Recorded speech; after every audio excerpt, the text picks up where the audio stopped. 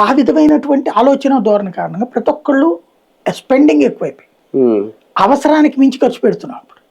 ఈ అవసరానికి మించిన ఖర్చులతో వచ్చినటువంటి లగ్జరీకి ప్రకృతే నాశనం. ఈ ప్రకృతి నాశనం అయినప్పుడు ఆటోమేటిక్గా ఎదురయ్యే సమస్య ప్రపంచవ్యాప్తంగా ఎల్నినో ఇంపాక్ట్ అనేటటువంటిది ఎన్నేళ్ళు ఉంటుందో చెప్పలేకపోతున్నా. అదృష్టం బాగుండి ఒక ఏడాది లోపు సెట్ అయితే ఓకే, లేదంటే 3-4 ఏళ్ళు ఉందంటే కనుక ప్రపంచంలో ఎన్ని కోట్ల మంది చచ్చిపోతారో తెలియదు.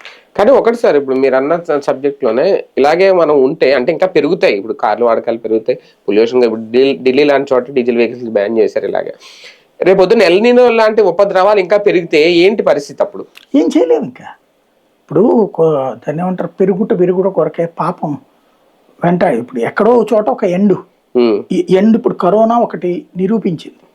అరే నీ ప్రాణాలు జాగ్రత్త, నువ్వు జాగ్రత్తగా ఉండరా, నీ ఆరోగ్యాలు జాగ్రత్తగా ఉంచుకోండి, క్రమశిక్షణతో బతకండి అని చెప్పేసి మనం నేర్చుకున్నామా పాఠం? నేర్చుకోలేదు. ప్రకృతి మొట్టమొదటి వార్నింగ్ అక్కడ ఇచ్చింది. కరోనా చావు భయాన్ని కలిగించింది. చావు భయం తగ్గేటప్పటికి మళ్ళీ రొటీన్ అయిపోయాం మనం.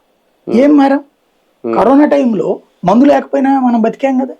కరోనా అవగానే మందు ఎగబడి తాగిపడేస్తున్నారు, 4 గంటలు తాగిపడేస్తున్నారు.